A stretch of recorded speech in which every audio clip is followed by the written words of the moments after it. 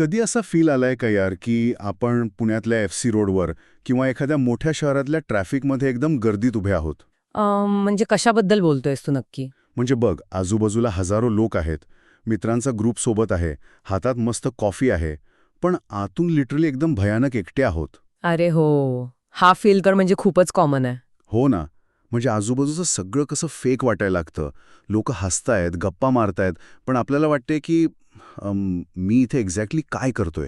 खरंय, हे माझं जग नाहीये आणि ही लोक माझे नाहीयेत. एक्झॅक्टली. ही जी एकटेपणाची आणि स्वतःला हरवल्याची भावना आहे ना, ती आपण सगळ्यांनीच कधी ना कधी एक्सपिरियन्स केली आहे. हा प्रश्न खूप डीप आहे यार. आणि आजच्या आपल्या अक्षरवारीच्या या भागात आपण याच प्रश्नाच्या अगदी मुळाशी जाणार आहोत. हो, कारण आजचा आपला विषयच तसा आहे. होय श्रोत्यांनो, आज आपण ज्या पुस्तकावर सविस्तर चर्चा करणार आहोत ते म्हणजे भालचंद्र नेमाडे यांचं गाजलेलं पुस्तक कोसला. ॲब्सोल्युटली. आणि श्रोत्यांनो, ही लक्षात घ्या की हे पुस्तक जरी 1963 मध्ये आलं असलं ना, तरी आजच्या काळात ते नेक्स्ट लेव्हल रिलेटेबल आहे. अगदी बरोबर, ते काही जुन्या काळातलं ऐतिहासिक वगैरे पुस्तक नाहीये. नाहीच मुळी. आपण चहा पिता पिता जशा मोकळ्या गप्पा मारतो ना, तशीच ही स्टोरी आहे. एका खेड्यातून शहरात, विशेषतः सातारा सांगीतून पुण्यात आलेल्या प्रत्येक तरुणाची ही स्टोरी आहे. हो ना. आणि आजच्या या चर्चेचा मुख्य उद्देशच हा आहे की या पुस्तकातून एक्झिस्टेन्शियलिझम किंवा ज्याला आपण अस्तित्ववाद म्हणतो. हो, ती जड फिलॉसॉफी. एक्झॅक्टली, ती जड फिलॉसॉफी आपल्या रोजच्या आयुष्याशी, आपल्या सातारा पुण्याच्या वाईबशी कशी कनेक्ट होते ते आपण उलगडणार आहोत. पांडुरंग सांगवीकर नावाचं जे मुख्य पात्र आहे ना, त्याने जो आरसा समाजाला दाखवलाय, तो लिटरली डोळे उघडणारा आहे. खरंय, आपण नुसती पुस्तकाची समरी नाही बघणार आहोत, तर त्यामागे लपलेलं मानवी मानसशास्त्र समजून घेणार आहोत. पण यार मला सांग, ही एकटेपणाची भावना अचानक पुण्यात आल्यावर नाही सुरू होत. याची पाळमुळं त्याच्या गावातच रोवली गेली होती. हो, म्हणजे तो जेव्हा लहान असतो तिथेच कुठेतरी या सगळ्याची सुरुवात होते. बरोबर. म्हणजे माणसाच्या भोवती एक कोसला किंवा ज्याला आपण कुकून म्हणतो, तो विणायला नेमकी सुरुवात कशी होते? पुस्तकातला एक प्रसंग आहे जो डोळ्यांसमोर अगदी जिवंत होतो आणि तो या सगळ्याचा बेस आहे. पांडुरंग लहान असतो, त्याला कलेची आवड असते. आणि तो बासरी वाजवत असतो ना? हो, तो मोठ्या आवडीने बासरी वाजवायला शिकत असतो. तो त्यात रमलेला असतो, पण त्याचा कडक आणि पैशांच्या मागे लागलेला शेतकरी बाप अचानक तिथे येतो. बाप रे, तो बाप म्हणजे एकदम कडक दाखवलाय. लय कडक. तो ती बासरी त्याच्या हातातून हिसकावून घेतो आणि रागाने भिंतीवर आपटून मोडून टाकतो. चायला. आणि बाप त्याला ओरडून म्हणतो की हे काही कृष्णाचं युग नाहीये, इथं केळीची रोपं लाव, 25 रुपये तरी मिळतील. यार ॲक्च्युली हे एक्झॅक्टली आपल्यासारखंच आहे. हो ना. म्हणजे आपण मला गिटार शिकायची आहे किंवा फोटोग्राफी करायची आहे आणि घरातून आवाज येतो, पहिले इंजिनिअरिंग कर. हा, अगदी तसंच. डिग्री घे, सिक्युरिटी बघ. एक्झॅक्टली. हे अगदी त्या बोन्साईच्या झाडासारखं आहे यार. निसर्गाने तुम्हाला एक मोठं वडाचं झाड बनण्यासाठी डिझाईन केलेलं असतं, पण समाज आणि घरचे काय करतात? ते तुमच्या फांद्या कापतात. हो, तुमची मुळं छाटतात जेणेकरून तुम्ही त्यांच्या त्या छोट्याशा कुंडीत फिट बसावं. किती सुंदर अॅनालॉजी दिलीस. बरोबर. आणि इथूनच पेट्रिआर्कल डॉमिनन्स म्हणजे पितृसत्ताक व्यवस्थेचा दरारा सुरू होतो. बापासाठी कलेपेक्षा पैशाला जास्त महत्त्व आहे. हो, मुलाच्या मानसिक समाधानापेक्षा व्यावहारिक अपेक्षांना जास्त महत्त्व आहे. याला पुस्तकात पेट्रिआर्कल मनी माइंडेडनेस असं म्हटलंय. आणि यातून पांडुरंग स्वतःचा जो मूळ स्वभाव आहे, जी त्याची खरी ओळख आहे, ती आतल्या आत मारून टाकतो. खरे, सिरियसली माइंडसेट बदलला माझा हे वाचून. म्हणजे आपण आपल्याच भोवती एक खोटा कोश विणतो. समाजाच्या आणि घरच्यांच्या एक्सपेक्टेशन्समुळे आपण स्वतःला एका चौकटीत बंदिस्त करतो. आणि हे फक्त बासरीपुरतं मर्यादित राहत नाही. त्याच्या बालपणातले ते उंदीर मारण्याचे प्रसंग सुद्धा किती मेटाफॉरिकल आहेत. अरे हो, लहानपणी पांडुरंग रात्र रात्र जागून त्याच्या पुस्तकांना कुरतडणाऱ्या उंदरांशी लढत असतो. ते उंदीर म्हणजे नुसती प्राणी नाही आहेत. नाही, ते एक मेटाफर आहे. त्याच्या आजूबाजूला असलेलं हे कुजलेलं अज्ञानाचं आणि व्यावहारिकतेचं वातावरण, जे त्याच्या संवेदनशीलतेला रोज थोडं थोडं पोखरत असतं. एक्झॅक्टली. तो त्या अज्ञानाविरुद्धची लढाई लहानपणापासूनच लढत असतो. सो या सफोकेटिंग वातावरणातून सुटण्यासाठी मग पांडुरंग पुण्यात येतो. फर्ग्युसन कॉलेजला ॲडमिशन घेतो. त्याला वाटतं आता आपण फ्री झालो. हो, गावाकडच्या त्या कुंडीतून बाहेर पडून आता आपण पुण्यात मोकळेपणाने वाढू असं त्याला वाटतं. पण तिथे काय होतं? तिथे त्याला एक भयानक कल्चर शॉक बसतो. गाव विरुद्ध पुणा हा जो कल्चर शॉक आहे, तो त्याच्यासाठी लिटरली गेम चेंजर ठरतो. पुण्यात आल्यावर त्याला जो अनुभव येतो तो भयानक असतो. पुण्यातली ती अर्बन सोफिस्टिकेशन, तो शहरी दिखावा आणि पांडुरंगची खानदेशी गावठी मराठी यात खूप मोठा संघर्ष होतो. इथली मुलं कपड्यांवरून बोलण्यावरून एकमेकांना जज करत असतात. हो, लोक त्याच्या इंग्लिश प्रनाऊन्सिएशनवरून त्याची खिल्ली उडवतात. साताराला स्टारा म्हणणारी एक वेगळाच ॲक्सेंट मारणारी मुलं त्याला भेटतात. त्याला सतत जाणीव करून दिली जाते की तो इथला नाहीये. हो, त्याला खूप एलियनेटेड फील होतं. नाही यार, मला ऑनेस्टली वाटतं ऑथरचा पॉइंट वेगळा होता. वेगळा होता म्हणजे काय? म्हणजे त्याला पुण्यात ॲडजस्ट व्हायचंच नव्हतं. तो आधीपासूनच रिबेलियस होता. अरे काहीतरीच नीट वाचलं नाहीयेस तू हे पुस्तक. अरे असं काय, मी वाचलंय यार. गावातल्या त्या अनुभवांमुळे त्याला त्या शहरी लोकांच्या खोटेपणाचा आधीच राग होता ना. तो मुद्दाम त्यांच्यात मिक्स होत नव्हता. नाही रे, तो सुरुवातीला ट्राय करतो ना.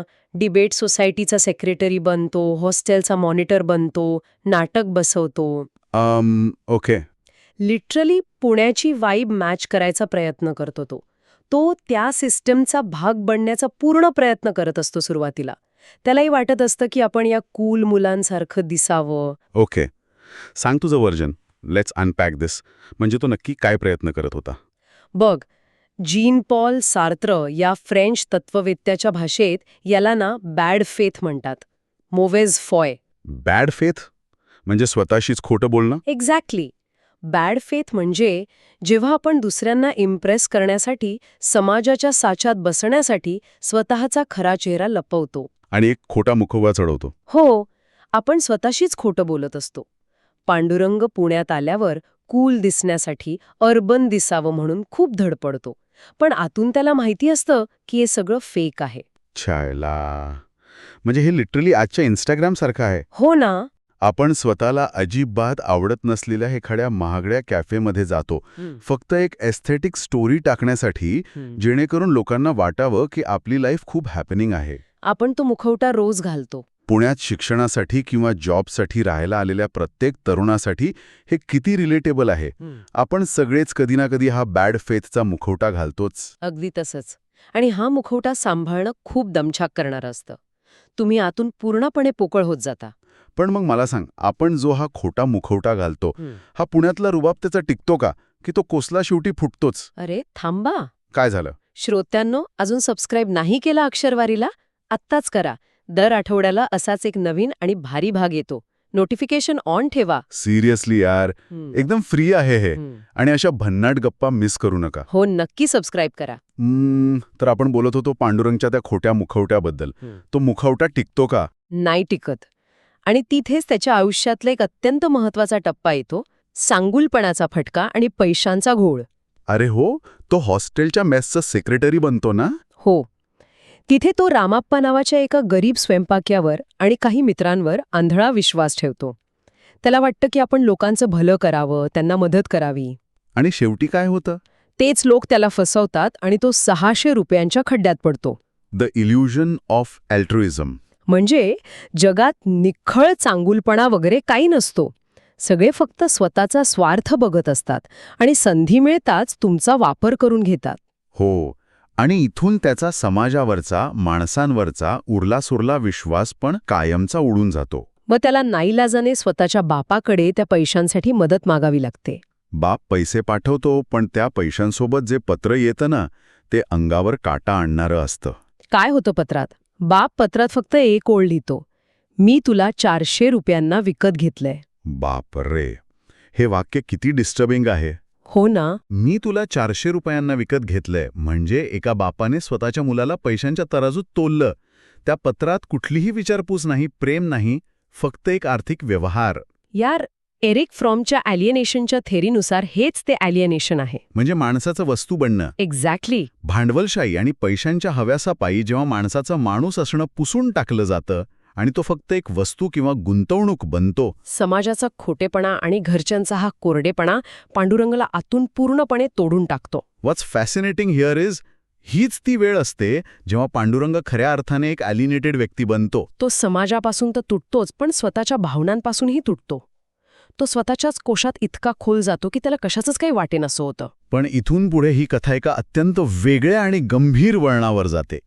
कारण इथे पुस्तकातली खरी ट्रॅजेडी सुरू होते. ज्यातून त्याचा लाईफकडे बघायचा पर्स्पेक्टिव्ह मुळासकट बदलतो. हो, हा प्रसंग वाचताना खराच अंगावर काटा येतो. ओ माय गॉड, लिटरली रडायलाच आलं मला तो पाठ वाचताना.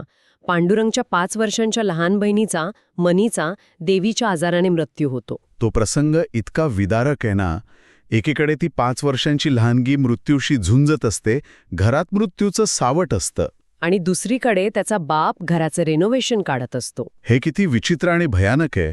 म्हणजे घरात एक कोवळा जीव जातोय, पण त्या बापाला समाजाला दाखवण्यासाठी घराचं बांधकाम आणि इस्टेट जास्त महत्वाची वाटतेय. मानवी संवेदना इतक्या बधीर कशा होऊ शकतात? पांडुरंग या घटनेने संतापाने वेडापिसा होतो.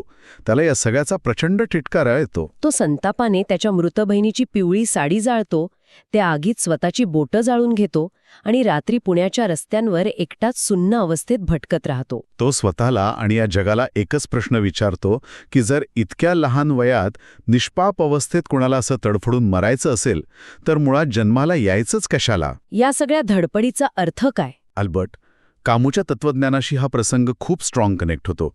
कामू यालाच ॲब्सर्डिटी म्हणजे जीवनाची निरर्थकता म्हणतो. म्हणजे आपण माणूस म्हणून या जगात सतत एक अर्थ शोधत असतो, न्यायाची अपेक्षा करत असतो. हो, पण हे जग, हा निसर्ग आपल्या दुःखांप्रती पूर्णपणे उदासीन आहे. त्याला काहीच फरक पडत नाहीये की एक 5 वर्षांची मुलगी मेलीये. आपण एवढी धडपड करतो, पैसा कमवतो, घर बांधतो, पण शेवटी हातात काय येतं? मृत्यू. हा जो निसर्गाचा आणि मानवी अपेक्षांचा विरोधाभास आहे तो म्हणजे ॲब्सर्डिटी. अगदी बरोबर. आणि सॉरेन किर्केगार्डने ज्या एक्झिस्टेन्शियल डिस्पेअरबद्दल लिहून ठेवलंय तीच ही अवस्था आहे. जेव्हा माणसाला पहिल्यांदा खऱ्या अर्थाने जाणीव होते की या आयुष्याला कोणताही अंगभूत अर्थ नाहीये. वर आकाशात कोणीही वसलेलं नाहीये जो सगळं नीट करेल. पांडुरंगची ही अवस्था म्हणजे त्या कोसल्यामध्ये त्या कोशात गुदमरून जाण्याची सर्वोच्च पातळी आहे. मग मला सांग, या भयानक मानसिक अवस्थेतून तो बाहेर कसा येतो? कारण असा विचार करणारा माणूस एकतर संपून जातो किंवा पूर्णपणे वेडा तरी होतो. तो यातून बाहेर येण्यासाठी एका ट्रिपला अजिंठा लेण्यांना जातो. तिथे काय होतं? तिथे तो बुद्धाची भव्य मूर्ती बघतो, त्या लेण्यांमधली शांतता अनुभवतो. तिथे त्याला एक आहा मोमेंट मिळतो. अच्छा. त्या शांत आणि भव्य मूर्तीकडे बघताना त्याला अचानक जाणवतं की जगातलं दुःख खूप मोठं आणि अथांग आहे. हजारो वर्षांपासून लोक जन्म घेत आहेत आणि मरत आहेत. हो, त्या अथांग दुःखाच्या तुलनेत आपलं स्वतःचं दुःख, आपलं तो पुण्यातला अपमान, बापाचा तो पैशांचा हव्यास, हे सगळं खूप क्षुल्लक आहे. म्हणजे तो त्या दुःखाचा स्वीकार करतो, त्याच्याशी लढण्याऐवजी तो ते मान्य करतो. अगदी बरोबर. तो तिथून ठरवतो की आता या खोट्या अर्बन रेसमध्ये, या खोट्या दिखाव्यात आपल्याला धावायचं नाहीये. तो त्याची पदवी, ती डिग्री न घेताच पुण्यातून गावी परततो ना. हो. If we connect this to the bigger picture, तर फ्रेडरिक नीचेचं अमोर फाती इथे तंतोतंत लागू होतं. अमोर फाती म्हणजे लव्ह ऑफ फेट ना? हो, लव्ह ऑफ फेट म्हणजे स्वतःच्या नशिबावर प्रेम करायला शिकणं, जसं आहे तसं स्वीकारणं. मी खेड्यातला आहे, माझी भाषा वेगळी आहे, मला या शहराचा खोटपणा जमत नाही, हे सगळं मान्य करणं आणि त्यातच आपला आनंद शोधणं. येस. आणि इथेच भालचंद्र नेमाडे यांचा देशीवाद खऱ्या अर्थाने समोर येतो. देशीवाद म्हणजे नेटिव्हिझम. बरोबर. देशीवाद म्हणजे काय? तर खोट्या पाश्चात्य किंवा शहरी जगाच्या मागे धावण्यापेक्षा, त्यांच्यासारखं दिसण्याचा बॅड फेथचा मुखवटा घालण्यापेक्षा आपल्या मातीत, आपल्या खानदेशी किंवा सातारी बोलीभाषेत खरी ओळख शोधणे. पांडुरंग गावी जाऊन तिथल्या बेरोजगार तरुणांसोबत पारावर बसतो, त्यांच्या गप्पा ऐकतो. आणि त्याला जाणवतं की खरा जिवंतपणा, खरा ऑथेंटिसिटीचा फील इथेच आहे. तो स्वतःचा मिसफिट स्टेटस एम्ब्रेस करतो.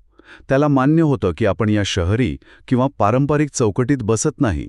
आपण वेगळे आहोत and honestly it's perfectly okay. हो, त्याला आता कोणालाही इम्प्रेस करायचं नाहीये. दिस रेजेस अन इम्पॉर्टंट क्वेश्चन. आणि हे मला श्रोत्यांनाही विचारायचं आहे. काय? आपण सगळेच कुठेतरी पांडुरंग असतोच ना. आपणही त्या एक्सपेक्टेशन्सच्या ओझ्याखाली जगत असतो. समाजाला काय वाटेल, घरातले काय म्हणतील, इंस्टाग्रामवर लोक काय विचार करतील. हो यार, कधीतरी तो कोसला फोडून बाहेर येणं गरजेचं असतं, स्वतःला जसं आहोत तसं स्वीकारणं गरजेचं असतं. आपल्याला नेहमी वाटतं की एक्झिस्टेन्शियलिझम हे फ्रान्समधल्या मोठ्या तत्ववेत्यांचं काम आहे, ते फक्त जाडजूड पुस्तकांमध्ये असतं. तसं नाहीये मुळी. ऑनेस्टली एसटी स्टँडवर उभा असलेला एखादा तरुण किंवा पुण्यातल्या गर्दीत स्वतःला शोधणारा लोकल ट्रेनमध्ये धक्के खात स्वतःच्या अस्तित्वाचा विचार करणारा प्रत्येक तरुण हा नकळतपणे एक एक्झिस्टेन्शियल हिरोच असतो. खरंय, तो रोज स्वतःचा अर्थ शोधत असतो. श्रोत्यांनो, हे पुस्तक नक्की वाचा. तुमचा स्वतःकडे आणि समाजाकडे बघण्याचा पर्स्पेक्टिव्ह बदलेल, गॅरंटीड. नक्की वाचा आणि कमेंट करून आम्हाला सांगा, पुस्तकातला किंवा आजच्या चर्चेतला कुठला पाठ तुम्हाला सगळ्यात जास्त रिलेटेबल वाटला. तुम्हीही कधी असा कोसला अनुभवलाय का, तेही सांगा. पुढच्या भागात एक और मस्त पुस्तक येतंय, मिस करू नका. बाय. जय महाराष्ट्र. जय महाराष्ट्र.